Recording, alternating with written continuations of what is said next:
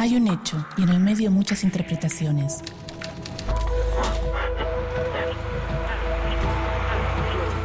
En la calle, en el auto, en la casa, el bar, el trabajo. Hay distintos puntos de vista en el medio de tanta información. Ahí estamos nosotros, en el medio del ruido. En el medio hay un hecho y distintas miradas. En el medio, en el medio, en el medio, en el medio. En el medio hay un hecho y muchas verdades. En el medio hay mensajes y miradas. Y nosotros estamos ahí. ¿Qué ves? ¿Realidades? ¿Qué escuchas? ¿Verdades? ¿Qué lees? ¿Qué lees?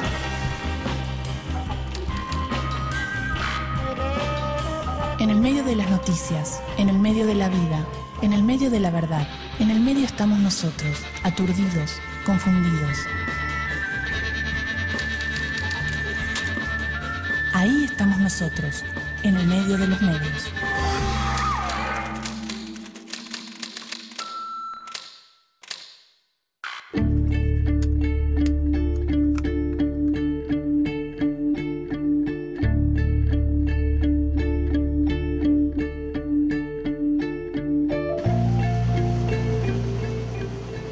En un país libre, siempre se le adjudicó al periodismo el rol de controlar, fiscalizar y criticar a los tres poderes tradicionales, también discutir y profundizar ideas sobre la realidad política.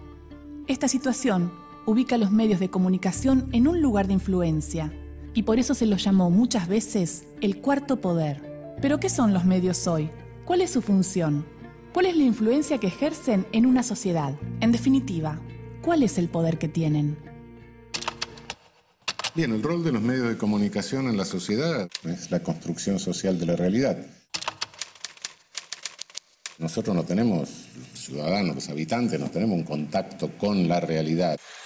Tenemos un contacto limitado con una realidad que nos rodea, el barrio, el trabajo, la gente con que hablamos, etc. Pero el resto de la realidad del mundo, bueno, se nos configura a través de la comunicación, ¿no? Si se nos priva de la comunicación, directamente no conocemos hoy el mundo, ¿no?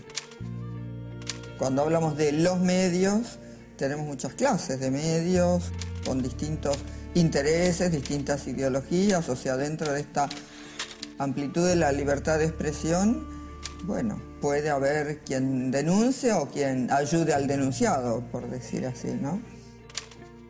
Los medios ocupan un lugar sumamente importante en la realidad política de un país, sobre todo porque median y entonces conforman opinión. Y por eso es tan importante la diversidad de voces, la pluralidad de ideas y que esos medios puedan expresar al conjunto de la sociedad, para que el conjunto también de la población podamos acceder a la totalidad de miradas, opiniones, etc. Yo creo que básicamente la función de los medios es entretener, informar y de alguna manera darle todas las posibilidades a la gente, mayores elementos para que uno pueda pensar. Creo que cuando los medios pretenden reemplazar a determinadas instituciones básicas de la sociedad nos estamos equivocando, no solo desde los medios, sino de la sociedad que estamos construyendo. Radios, televisión, internet y diarios son los masivos soportes que potencian y definen a un medio de comunicación. ¿Cómo nace un medio? ¿Cómo legitima su llegada y su poder? El grado cero, si uno pudiera identificarlo como el origen, es el periódico y en realidad nace como una idea de propaganda política. De hecho, en la Argentina, por ejemplo, se reivindica el lugar de la Gaceta y si había un periódico no objetivo, era justamente ese. Nace como una idea de propaganda política. Recién después, cuando aparece el diario con la intención de ganar dinero y se convierte en una empresa capitalista, ahí podemos ver, o podemos empezar a ver, la idea del diario como empresa. Pero la prensa tiene como un rol cultural mucho más amplio, más difuso, más complejo, que es básicamente el revestimiento de consensos, la creación de un determinado sentido común. Y efectivamente es complicado hablar de prensa en la medida en que, sobre todo en los últimos años y particularmente en Argentina, las empresas periodísticas son a su vez multimedios, son empresas muy grandes, algunas de ellas, por lo cual su rol muchas veces tiene que ver con sus propios negocios. Este proceso por el cual empresas que hasta hace 15, 20 años eran exclusivamente dueñas de medios de prensa, empezaron a expandirse hacia otros negocios más o menos ligados con eso, comunicación, editoriales, telefónicas, etcétera, etcétera. Ahí también se da un cambio, porque no solo que aparece la empresa o los grupos mediáticos, sino que también lo que desaparece es esta idea de nosotros como medios de comunicación tenemos una idea y tenemos intención de llevar esa idea a la política, y se cuela demasiado la idea de la objetividad, de la neutralidad, casi como una especie de definición dada por parte de los medios de comunicación que no se puede poner en debate. Ese recorrido justamente lo que hace es ocultar algo que en un principio sí estaba transparentado, que era el rol de los medios con una intencionalidad de propagar ideas políticas. Hoy pareciera que si uno dice que los medios hacen política, está casi poco menos que faltándoles el respeto.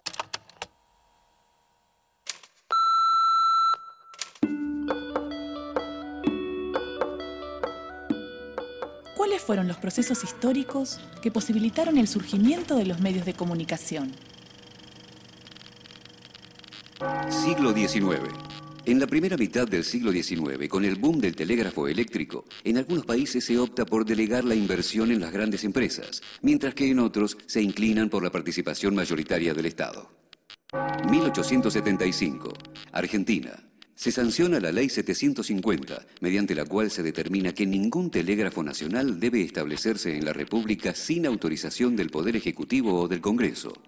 Este es el antecedente legislativo más lejano en materia de comunicaciones del país. 1883. Estados Unidos. Joseph Pulitzer compra el diario matutino The World. Ya es dueño del St. Louis Post-Dispatch, que es una fusión entre los periódicos Westlight Post y el St. Louis Dispatch.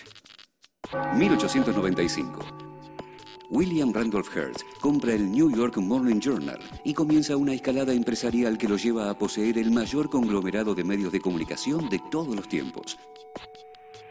28 diarios, 18 revistas, además de agencias de noticias, cadenas de radios y productoras cinematográficas. Siglo XX. 1913. Argentina.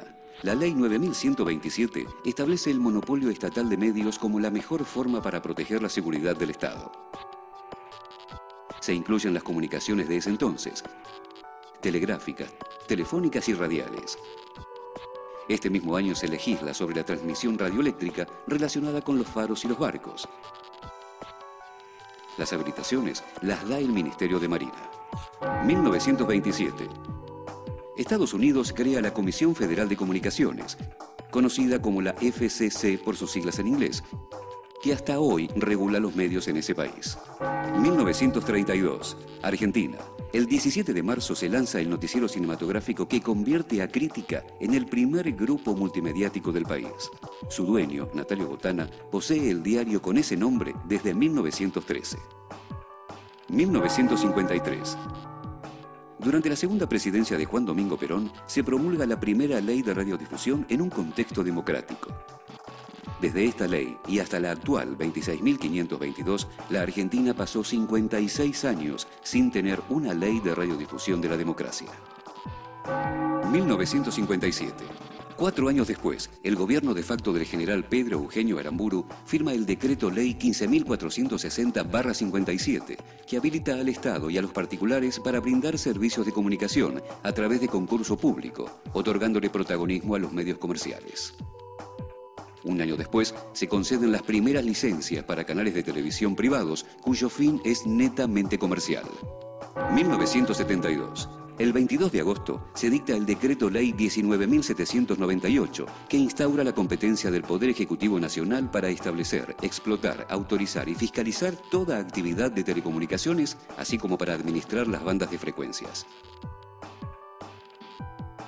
Se crea el Comité Federal de Radiodifusión, CONFER, como organismo autárquico dependiente del Ejecutivo Nacional. 1980. Se dicta el Decreto Ley de Radiodifusión 22.285, firmado por Jorge Rafael Videla y José Alfredo Martínez de Hoz, entre otros, conforme con el principio de la seguridad nacional, para garantizar la adhesión de los contenidos al ideario de la dictadura.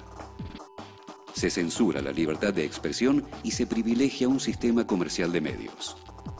1989. El recién electo presidente Carlos Menem inicia la era de las privatizaciones con la Ley 23.696 de reforma del Estado. Eliminando el artículo 45 de la Ley de Radiodifusión que prohibía a los dueños de los medios gráficos ser propietarios de licencias audiovisuales. A partir de esto, la formación de grupos multimedios es un hecho. Se privilegia y estipula que solo serán licenciatarios de las señales quienes tengan fines de lucro. Los únicos medios que quedan en manos del Estado son ATC, Radio Nacional y radios públicas provinciales, municipales y universitarias. Años 90. Se crean grandes grupos mediáticos, como el Grupo Clarín, el Grupo Atlántida, el SEI y el Grupo Uno América, entre los más importantes. Siglo XXI. 2009. El 10 de octubre se sanciona la Ley de Servicios de Comunicación Audiovisual, que busca reducir la concentración del sector a través de sus principios antimonopólicos y plurales, y de acuerdo a los estándares internacionales de libertad de expresión y derecho a la información.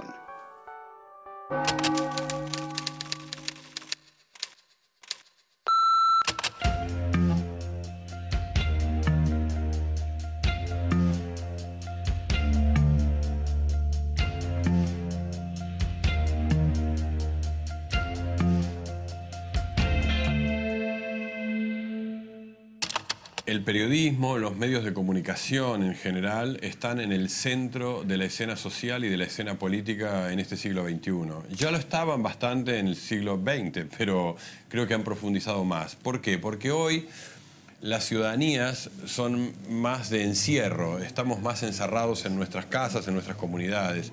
Me parece que la función del periodismo cada vez más está próxima a parecerse mucho a un poder del Estado. ¿Por qué? Porque influye en las campañas electorales, porque influye en las demandas de los ciudadanos a los políticos, porque influye en cuál es la agenda de problemas que tiene una ciudad, porque influye en las ideologías de esta época, dado que han caducado aquellas ideologías que formaron los grandes sistemas de pensamiento del siglo XIX, XX, etc. Entonces el periodismo tiene un peso muy importante y tiene una resistencia bastante grande a que lo veamos así, lo veamos con el poder que tiene. El periodismo ocupa un lugar muy importante en la Argentina y muchos periodistas han ejercido una especie de terror mediático, acorralando a políticos, empresarios, con mucha soberbia, erigiéndose en un poder que no se puede tocar. Los periodistas, por lo general, sienten que tienen impunidad para preguntar. No deben responder ante sus actos. Entonces, muchas veces cuando periodistas se han equivocado, no hay ante quién rendir cuentas, si se puede decir así. Hay muchos errores que han cometido periodistas que seguramente en otro tipo de trabajo les equivaldría a ser echados directamente de la profesión y sin embargo no pagan por eso. Esto les da una cuota de poder muy grande, por eso los políticos le temen y además muchos periodistas se han convertido en verdaderos fiscales de la República, que también tiene que ver con la falta de justicia, el desprestigio hacia los políticos, contribuido en gran parte por los propios periodistas. Entonces los periodistas se sitúan muchas veces en el lugar de la verdad, de la rectitud y de la justicia, como si esto fuera así. ¿Cuál es el rol del Estado como responsable de que ese poder mediático no silencie la posibilidad de pluralidad en la construcción de sentido?